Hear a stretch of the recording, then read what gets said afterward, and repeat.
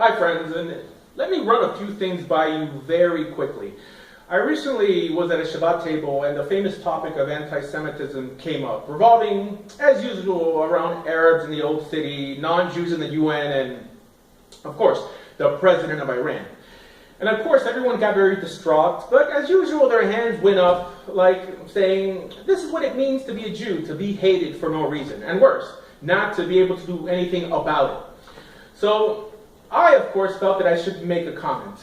Just to shed some clarity on the issue, I said, hey, wouldn't it be great if they all just converted to Judaism and became Torah mitzvah keeping Jews? And I tell you, there was a quiet pause in the room for about 3 seconds. And then almost in unison, they all began to clamor, no way, we don't want them. They're Arabs, they're going to ruin us from within. And then I reminded them that I said that they would be becoming Torah-keeping Jews, which means they would lose their previous hateful ideology. And they still shouted, we don't want them.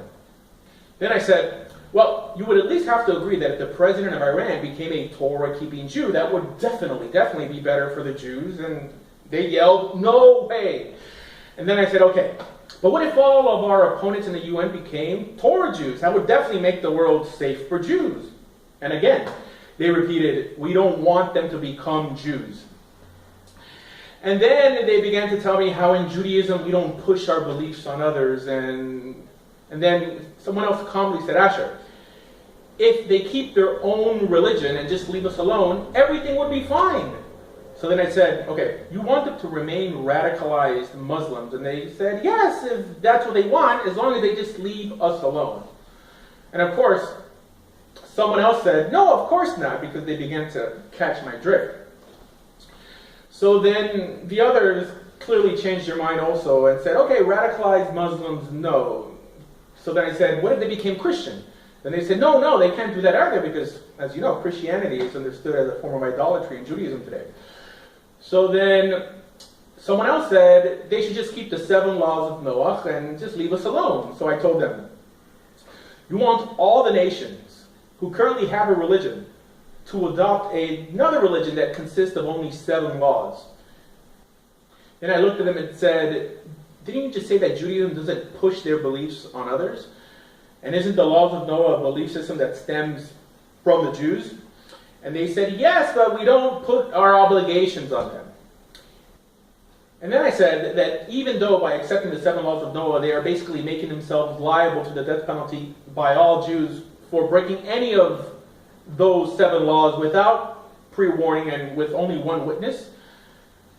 And then someone else kindly told me, Asher, we're Jews and they're Gentiles. God made us to be Jews and God made them to be Gentiles. And this is when someone stupidly belted out, don't worry, Mashiach will come soon and all the Goyim will be our slaves. Another silly belief floating around in the Jewish world. And then someone stated, Asher, we don't seek converts. If they come on their own, fine. If they come, we'll have to push them away. But if they persist and continue persisting, then this is proof that they're sincere. And mind you, there were a couple rabbis at the Shabbos table. So of course, knowing the answer to this question, I looked over at the rabbis and I asked them, is there any halakha prohibiting encouraging conversion? In other words, is there a Jewish law that prohibits this, to proselytize? And of course they said, no. Then I asked if there was any law that teaches us to push them away. And they said, no. But then they looked at me very calmly, very respectfully, and said, but still, we don't do it, because it's not what we do. And this, of course, satisfied everyone at the table, and me as well, to at least let me know that I'm dealing with individuals heavily brainwashed by non-halachic, non-Torah-based sources. Predominantly by what is known as Kabbalah, which is the only sources that teach such an ethnocentric, insular view of the world. Because honestly, how can Jews complain about anything or anyone if they're not going to first take the obvious step in deflecting the hatred, which is clearly to give their enemies a viable alternative to their ideology, the ideology they currently embrace.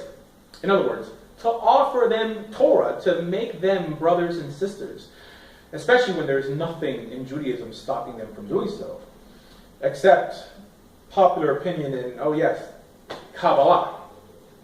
And not to mention that many historical sources actually teach that Jews, before the Zohar, actually used to encourage conversion, and only stopped when the mystics began to teach on the intrinsic value of the born Jew and when the intrinsic evil embodied within every non-Jew, which is what Kabbalah teaches.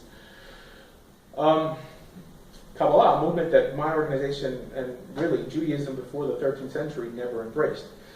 So friends, it's really a sad situation as it's understood in the Jewish world today. Because ultimately, regarding those who hate us, we can't join them. We can't, I guess, supposedly get them to join us. So the only option is to continue to remain insular or to kill them or to pray for some heavenly bailout to do it for us. So then I came to the realization that Kabbalah actually makes you ethically dumber. So that's where we stand. Thank you.